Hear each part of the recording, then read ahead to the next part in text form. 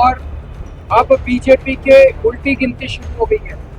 आज से 37 साल पहले कांग्रेस ने भी यही किया था। कांग्रेस ने भी किसानों के ऊपर अत्याचार किया था। तब से लेके आज तक किस कांग्रेस वापस नहीं आई है। आ सांभळ्या तमे आम आदमी पार्टीना राष्ट्रीय संयोजक अरविंद केजरीवालने આજે રાજકોટ એરપોર્ટ ખાતે તેમનું આગમન થયું છે।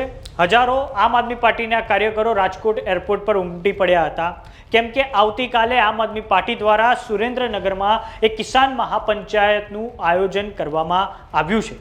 તો હવે રાજકોટ એરપોર્ટ પરથી આમ આદમી પાર્ટીના રાષ્ટ્રીય સંયોજક અરવિંદ કેજરીવાલની પ્રતિક્રિયા સામે આવી છે, જેમાં તેમના દ્વારા કહેવામાં આવ્યું છે કે સરકાર ખેડૂતો પર ખૂબ મોટા પાયે અત્યાચાર કરી રહી છે। ખેડૂતો પર 307 જેવી ગંભીર કલમો લગાવીને ગુનાઓ નોંધવામાં આવ્યા છે અને જેવી રીતે 37 વર્ષ પહેલા કોંગ્રેસની સરકાર ખેડૂતો પર અત્યાચાર થવાને કારણે ઉખડી ગઈ હતી, તેવી જ રીતે હવે વર્તમાન ભારતીય જનતા પાર્ટીની સરકાર હવે તે ઉખડવા જઈ રહી છે।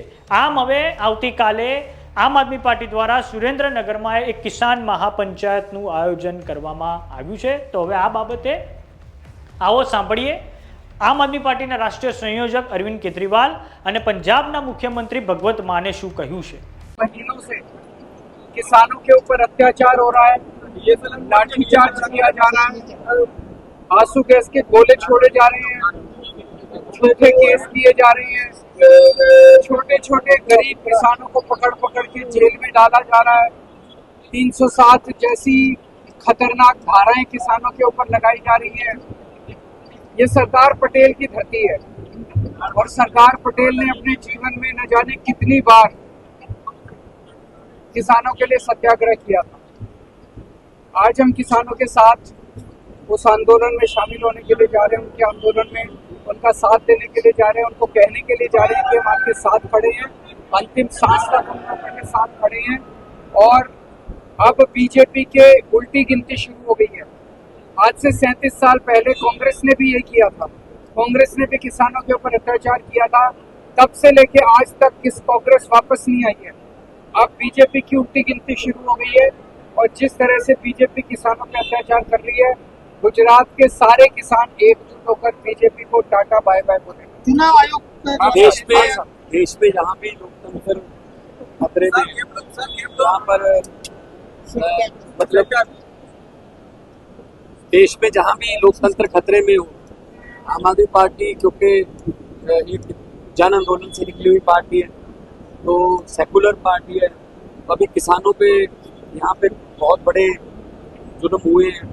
मैं खेती प्रधान स्टेट से आता हूँ, तो हमें पता है कि किसानों को कैसे बदनाम किया जा रहा है। पंजाब के किसानों को पराली के मामले में बदनाम किया जा रहा है कि ये पराली को आग लगाते हैं, ये पोल्यूशन फैलाते हैं। लेकिन जब चावल लेते हैं, गेहूं लेते हैं, सरसों लेते हैं, बाजरा लेते हैं, मक्का लेते हैं, तब कोई नहीं बोलता।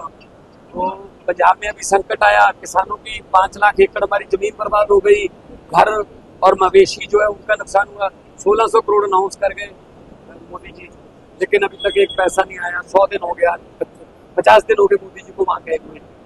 तो जहाँ भी जुल्म होगा हमारी पार्टी वहाँ खड़ेगी। हम यहाँ गुजरात के किसानों का साथ देने के लिए आए और जो भी उनके साथ बातचीत करेंगे और उनके पक्ष की आवाज जहाँ भी उठानी पड़ेगी। વાત કરીએ આમ આદમી પાર્ટીની આવતીકાલની કિસાન મહાપંચાયતની, તો બોટાદના હળદદ ખાતે થોડાક સમય અગાઉ કરદા પ્રથાની વિરુદ્ધમાં જે કિસાન મહાપંચાયત યોજાઈ હતી ને તેમાં ખેડૂતો અને આપણે પોલીસ વચ્ચે ખૂબ ભારે ઘર્ષણ થયું હતું અને તેમાં આ પછી પોલીસ દ્વારા પાળિયાદ પોલીસ સ્ટેશનમાં 85થી વધારે લોકો, જેમાં આવી જાય છે રાજુ કરપડા, પ્રવીણ રામ સહિતના નેતાઓની સામે ગુનાઓ નોંધવામાં આવ્યા છે। તો હવે આમ આદમી પાર્ટી દ્વારા આવતીકાલે આ ધરપકડની વિરુદ્ધમાં કિસાન મહાપંચાયતનું આયોજન કરવામાં આવ્યું છે અને તેમાં હવે ભાગ લેવા માટે આમ આદમી પાર્ટીના રાષ્ટ્રીય સંયોજક અરવિંદ કેજરીવાલ અને પંજાબના મુખ્યમંત્રી ભગવત માન હવે ગુજરાત આવી પહોંચ્યા છે। તો આ બાબતે તમારું શું માનવું છે અમને કમેન્ટ બોક્સમાં લખીને જરૂર જણાવો। જો તમે અમને યુટ્યુબ પર જોઈ રહ્યા તો સબસ્ક્રાઇબ કરો, જો તમે અમને ઇન્સ્ટાગ્રામ અને ફેસબુક પર જોઈ રહ્યા તો ફોલો કરો। સાથે જ અમારી વોટ્સએપ ચેનલ આવી ગઈ છે, જોઈન કરવાનું ના ભૂલતા। નમસ્કાર।